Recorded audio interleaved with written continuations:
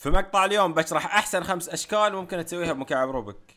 اكيد ما ابي اضيع وقتك واقول لك ان هذا ثالث مقطع لي في القناه، فدعمك باشتراك ولايك وتعليق بيحفزني وبيخليني استمر. ونقول بسم الله ونبدا مع الشكل الاول وهو طاوله الشطرنج، واللي ناس واجد تعتبره هو اجمل شكل موجود في مكعب روبك. وعشان تسوي شكل طاوله الشطرنج كل اللي عليك تجيب مكعب روبك وتسوي وياي خطوه بخطوه. اول شيء خذ مكعب روبك وحرك القطعه اللي في النص مرتين، 1 2، ولف المكعب لفه الى جهه اليسار او اليمين ما يفرق، وحرك القطعة اللي في النص مرتين مرة ثانية. بعدها لف المكعب بشكل افقي وحرك القطعة اللي في النص مرتين مرة ثالثة، 1 2، وبكذا بيكون استوى شكل طاولة الشطرنج. وفي الشكل الثاني بنسوي هذا الشكل الاسطوري، فسووا معي خطوة بخطوة. في هذا الشكل بحط الحروف فوق للي يعرف يقرا حروف المكعب، وللي ما يعرف يقرا حروف المكعب ادخل على الاعدادات وبطئ سرعة المقطع ويلا نبدأ. اف يو برايم يو اف يو اف يو ال بي ال مرتين بي برايم يو اف برايم ال يو البرايم بي. وبكذا بيكون استوى معنا الشكل الغريب والشكل الاسطوري في نفس الوقت. والحين يلا على الشكل الثالث. وفي الشكل الثالث معنا هذا الشكل الاسطوري اللي اقدر اسميه مكعب داخل مكعب، واللي بالنسبة لي انا اعتبره احسن شكل تقدر تسويه بالمكعب.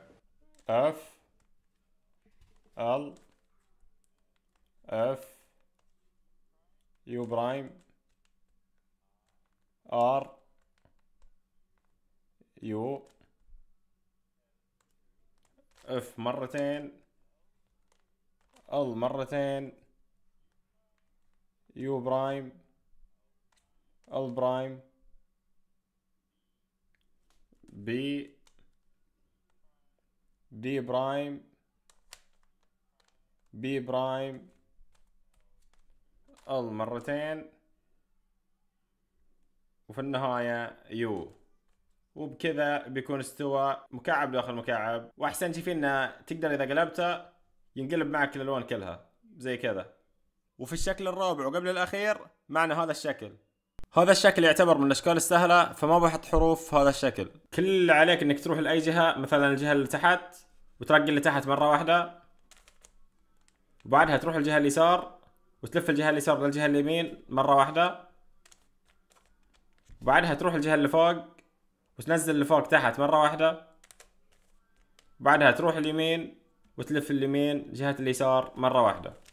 وبكذا بيكون استوى معك هذا الشكل.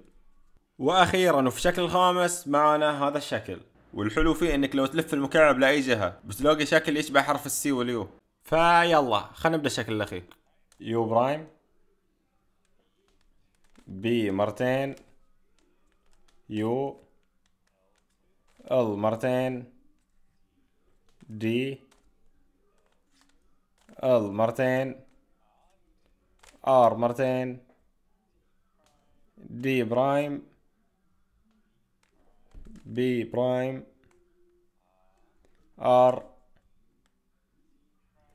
دي برايم ال ار برايم بي مرتين يو مرتين اف برايم ال برايم، واخر شيء يو برايم. وبكذا بيكون استوى معنا الشكل. وبس هنا وصلنا لنهاية المقطع. قولوا لي وش كان احسن شكل عندكم، وقولوا لي لو ودكم انزل مقطع ثاني انزل فيها اشكال اغرب واجمل. ومع السلامة.